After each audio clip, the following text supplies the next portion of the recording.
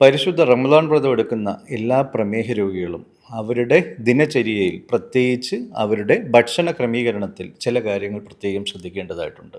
നമുക്കറിയാം, എല്ലാ പ്രമേഹ രോഗികളും സാധാരണഗതിയിൽ നമുക്ക് 3 പ്രധാന ഒരു ഭക്ഷണക്രമവും അതോടൊപ്പം 3 ലഘുഭക്ഷണവും ഇതായിരിക്കാം ഒരു പ്രമേഹ രോഗിയുടെ ശാസ്ത്രീയമായിട്ടുള്ള ഒരു ഭക്ഷണ ക്രമീകരണം. അതായത് പ്രമേഹ രോഗമില്ലാത്തൊരു വ്യക്തി ദിവസവും 3 സമയത്ത് ഭക്ഷണം കഴിക്കുകയാണെങ്കിൽ, ഒരു പ്രമേഹ രോഗിയായിട്ടുള്ള ഒരു വ്യക്തി നമുക്ക് സ്പ്ലിറ്റ് മീൽസ് എന്ന് പറയുന്ന ഒരു കോൺസെപ്റ്റിൽ 3-ന് പകരം 5-ഓ 6-ഓ തവണയായിട്ട് ഒരു 3 പ്രധാന ഭക്ഷണവും 3 ലഘുഭക്ഷണവുമായിട്ട് 6 തവണയായിട്ട് ഭക്ഷണം കഴിക്കുന്നതായിരിക്കാം ഏറ്റവും ഉത്തമം. പക്ഷേ 14-15 മണിക്കൂർ വ്രതം അനുഷ്ഠിക്കുന്ന റമദാൻ വ്രതക്കാലം ഒരു പ്രമേഹ രോഗിയെ സംബന്ധിച്ചിടത്തോളം ഏറ്റവും കൂടിയത് 2 പ്രധാന ഭക്ഷണവും 1 ലഘുഭക്ഷണവും മാത്രമേ നമുക്ക് എടുക്കുവാൻ സാധിക്കുകയുള്ളൂ.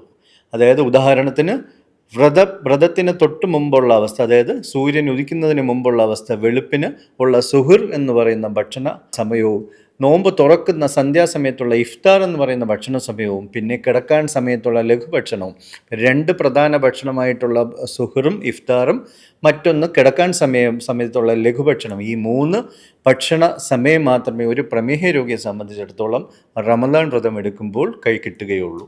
അതിനാൽ തന്നെ അവരുടെ ഭക്ഷണ ക്രമീകരണത്തിൽ ചില കാര്യങ്ങൾ ശ്രദ്ധിക്കേണ്ടതായിട്ടുണ്ട്. എല്ലാ വ്യക്തികളും, പ്രത്യേകിച്ച് എല്ലാ പ്രമേഹ രോഗികളും, റമദാൻ വ്രതം എടുക്കുന്ന എല്ലാ പ്രമേഹ രോഗികളും നിർബന്ധമായിട്ടും ഇടയത്താഴം അഥവാ സുഹുർ എന്ന് പറയുന്ന റമദാൻ വ്രതം തുടങ്ങുന്നതിന് തൊട്ട് മുമ്പുള്ള, അതായത് വെളുപ്പിന് കഴിക്കുന്ന ആഹാരം നിർബന്ധമായിട്ടും കഴിച്ചിരിക്കണം. കഴിവതും പരമാവധി താമസിച്ച്, അതായത് അനുവദിക്കുന്ന സമയത്തിന് തൊട്ട് മുമ്പ് മാത്രമായിരിക്കണം ഒരു പ്രമേഹ രോഗിയെ സംബന്ധിച്ചിടത്തോളം ഈ ഇടയത്താഴം കഴിക്കേണ്ടത്.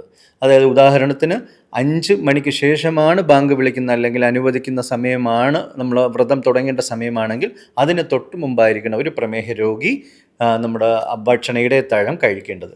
കഴിവതും സാവധാനം ദഹിക്കേണ്ടതും നാരുകൾ കൂടുതൽ അടങ്ങിയതും വയറിന് അസ്വസ്ഥത ഇല്ലാത്തതുമായിട്ടുള്ള ഭക്ഷണ പദാർത്ഥങ്ങളായിരിക്കണം ഒരു പ്രമേഹ രോഗിയെ സംബന്ധിച്ചിടത്തോളം ഇടയത്താഴത്തിന് ഏറ്റവും നല്ലത്. ഉദാഹരണം, നമുക്ക് പൊറോട്ട അല്ലെങ്കിൽ ബിരിയാണി അല്ലെങ്കിൽ നെയ്ച്ചോറ് തുടങ്ങിയ വയറിന് അസ്വസ്ഥതയുള്ള ഭക്ഷണ പദാർത്ഥം ഒരു കാരണവശാലും ഒരു പ്രമേഹ രോഗിയെ സംബന്ധിച്ചിടത്തോളം വ്രതമെടുക്കുന്ന നാളുകളിൽ നല്ലതല്ല. കഴിവതും സാവധാനം ദഹിക്കുന്ന, അതായത് ഉദാഹരണം പറഞ്ഞാൽ നമുക്ക് ഓട്സ് കൊണ്ടോ അല്ലെങ്കിൽ നമുക്ക് ഗോതമ്പ് കൊണ്ടോ അങ്ങനെയുള്ള സാവധാനം ദഹിക്കുന്നത് നാരുകൾ കൂടുതൽ അടങ്ങിയിട്ടുള്ള ആഹാരമായിരിക്കണം ഒരു പ്രമേഹ രോഗിയെ സംബന്ധിച്ച് ഏറ്റവും നല്ലത്. ഇടയത്താഴം കഴിച്ചു കഴിഞ്ഞാൽ പകുതി അവർക്ക് കഴിക്കാൻ കഴിയുന്ന ഫ്രൂട്ട്സിൽ പകുതി, ഉദാഹരണം നമ്മൾ ആപ്പിൾ ആണെങ്കിൽ പകുതി ആപ്പിൾ, പേരയ്ക്കാണെങ്കിൽ പകുതി പേരയ്ക്ക, അല്ലെങ്കിൽ അവർക്ക് ഓറഞ്ച് ആണെങ്കിൽ നമുക്ക് ഓറഞ്ച് ഒരു ലിമിറ്റഡ് ക്വാണ്ടിറ്റി അത് കഴിക്കുന്നത് ഏറ്റവും നന്നായിരിക്കും. ഇനി നമുക്ക് സുഹർ കഴിഞ്ഞ് ഇഫ്താറിൻ്റെ സമയമായി, നോയമ്പ് തുറക്കുന്ന സമയമായി, 1 ഗ്ലാസ് മധുരമില്ലാത്ത പഴച്ചാറ് കൊണ്ട് നോയമ്പ് തുറക്കാം. അതോടൊപ്പം കട്ട് ഫ്രൂട്ട്സിൻ്റെ പീസസ്, അത് ഞാൻ പറഞ്ഞതുപോലെ ആപ്പിളോ അല്ലെങ്കിൽ ഈത്തപ്പഴമോ അങ്ങനെ എന്തെങ്കിലും കഴിച്ച് നോയമ്പ് തുറന്നതിന് ശേഷം അവർ സാധാരണഗതിയിൽ നമസ്കരിക്കുവാൻ പോകാറുണ്ട്.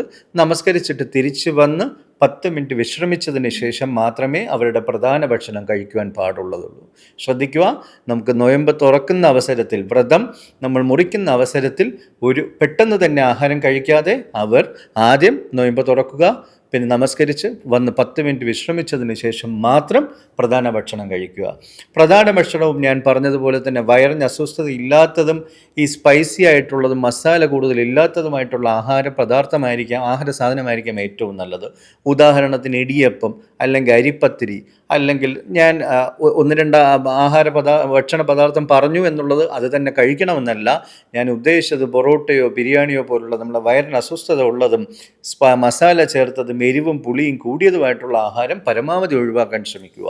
അതോടൊപ്പം ചീസ് അല്ലെങ്കിൽ മയോണൈസ് അല്ലെങ്കിൽ ബട്ടർ, ഇത്തരം ആഹാര പദാർത്ഥം കൂടുതൽ അടങ്ങിയിട്ടുള്ള ഭക്ഷണം നമുക്ക് ഒഴിവാക്കുന്നത് ഏറ്റവും നല്ലതാണ്. പ്രധാന ആഹാരം കഴിച്ചു കഴിഞ്ഞാൽ 1 ഗ്ലാസ് മധുരമില്ലാത്ത പഴച്ചാർ നമുക്ക് അപ്പോൾ കുടിക്കുന്നത് നന്നായിരിക്കും. നമ്മുടെ 14-15 മണിക്കൂർ രക്തത്തിൽ ഗ്ലൂക്കോസിൻ്റെ അളവ് കുറഞ്ഞിരിക്കുന്ന ഒരു അവസരത്തിൽ നമ്മൾ കഴിച്ചു കഴിഞ്ഞതിന് ശേഷം 1 ഗ്ലാസ് മധുരമില്ലാത്ത പഴച്ചാർ നമ്മൾ ഇടയത്താഴം കഴിച്ചിട്ട് കഴിക്കുന്നത് പോലെ നോയമ്പ് തുറന്നതിന് ശേഷം കഴിക്കുന്നതും നല്ലതാണ്. ഒരു കാര്യം ഓർക്കുക, നമുക്കെല്ലാവർക്കും അറിയാം, എല്ലാ മുസ്ലിം സഹോദരങ്ങളും ഇഫ്താർ സമയത്ത് നമ്മൾ സാധാരണയായി കഴിക്കുന്ന 2 കാര്യങ്ങളാണ് നോയമ്പ് കഞ്ഞിയും കപ്പയോ ചീനിയോ പോലുള്ള ആഹാര സാധനവും.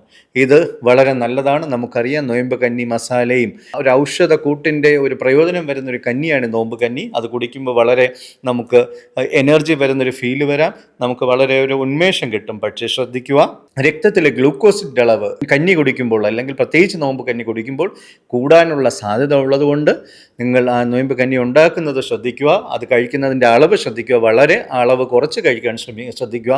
ഈ കപ്പ ചീനി പോലുള്ള ആഹാര പദാർത്ഥം പരമാവധി ഒഴിവാക്കാൻ ശ്രമിക്കുക. കാരണം അതെല്ലാം രക്തത്തിലെ ഗ്ലൂക്കോസിൻ്റെ അളവ് കൂട്ടുവാൻ സാധ്യതയുണ്ട്. മറ്റൊരു കാര്യം ശ്രദ്ധിക്കേണ്ടത്, ഈ 2 നേരത്തെ പ്രധാന ആഹാരത്തിന് ശേഷം കിടക്കാൻ സമയത്ത് നമ്മുടെ തറാവി നമസ്കാരത്തിനൊക്കെ ശേഷം കിടക്കുന്നതിന് മുമ്പ് നിർബന്ധമായിട്ടും ഒരു ലഘുഭക്ഷണം, ചെറിയൊരു രീതിയിലുള്ള ലഘുഭക്ഷണം കഴിക്കേണ്ടത് വളരെ അത്യാവശ്യമാണ് ഒരു പ്രമേഹ രോഗിയെ സംബന്ധിച്ചിടത്തോളം. ഈ ലഘുഭക്ഷണം ഒന്നെങ്കിൽ ഓട്സ് ആകാം, അല്ലെങ്കിൽ അവർക്ക് ഈ പറയുന്ന പോലെ ഫ്രൂട്ട്സിൻ്റെ പീസസ് ആകാം, അല്ലെങ്കിൽ വൈകുന്നേരം ഈ നോയമ്പ് തുറക്കുന്ന കഴിച്ച ഇടിയപ്പോ പത്തിരിയോ ഏതെങ്കിലും അതിൻ്റെ 1 2 നമുക്ക് വേണമെങ്കിൽ നമ്മുടെ രക്തത്തിലെ ഗ്ലൂക്കോസിൻ്റെ അളവ് നോക്കി നമ്മുടെ എടുക്കുന്ന ഔഷധത്തിൻ്റെ അളവനുസരിച്ച് അതിൽ വ്യത്യാസം വരുത്തുകയോ കൂട്ടുകയോ കുറയ്ക്കുകയോ ചെയ്യാം. മനസ്സിലാക്കുക, ഒരു വ്യക്തി, പ്രമേഹ രോഗിയായിട്ടുള്ളൊരു വ്യക്തി വ്രതം അനുഷ്ഠിക്കുന്ന വേളയിൽ, 30 ദിവസം വ്രതം അനുഷ്ഠിക്കുന്ന വേളയിൽ 14-15 മണിക്കൂർ ജലപാനീയം ഇല്ലാതിരിക്കുന്ന ഒരു അവസരത്തിൽ കഴിക്കുന്ന ഭക്ഷണത്തിൽ നമ്മൾ ശ്രദ്ധിക്കേണ്ടതായിട്ടുണ്ട്. ഇടയത്താഴം, വൈകിട്ടുള്ള ഇഫ്താർ, നോയമ്പ് തുറക്കുന്ന സമയത്തുള്ള ഭക്ഷണം, രാത്രി കിടക്കാൻ സമയത്തുള്ള ലഘുഭക്ഷണം എന്നിങ്ങനെ 3 രീതിയിൽ തന്നെ നിർബന്ധമായിട്ടും ചെയ്യേണ്ടതാണ്. ഇതോടൊപ്പം ശ്രദ്ധിക്കേണ്ട ഒരു കാര്യം അവരുടെ വ്യായാമ മുറയാണ്. പ്രമേഹ രോഗികളായിട്ടുള്ള എല്ലാവർക്കും നമുക്കറിയാം വ്യായാമം വളരെ അത്യാവശ്യമാണ്. അപ്പോൾ നോയമ്പെടുക്കുന്ന വേളയിൽ വ്യായാമം വേണ്ട എന്നുള്ള ഒരു തെറ്റിദ്ധാരണ വേണ്ട. നമുക്ക് ലഘു വ്യായാമ മുറകൾ ചെയ്യേണ്ടതാണ്. ഒരു കാരണവശാലും നമുക്ക് കഠിനമായിട്ടുള്ള വ്യായാമ മുറ നോയമ്പെടുക്കുന്ന വേളയിൽ നമുക്ക് ചെയ്യുവാൻ കഴിയില്ല. ലഘു വ്യായാമ മുറകൾ ചെയ്യാൻ കഴിയുന്നതാണ്. അത് ഒരു കാരണവശാലും വ്രതത്തിൻ്റെ സമയത്ത്, ഉദാഹരണം വ്രതം എടുത്തിരിക്കുന്ന സമയത്ത് രാവിലെ തൊട്ട് വൈകുന്നേരം വരെയുള്ള സമയത്ത് ആഹാരം കഴിക്കാതിരിക്കുന്ന സമയത്ത് ചെയ്യുന്നത് പ്രായോഗികമല്ല.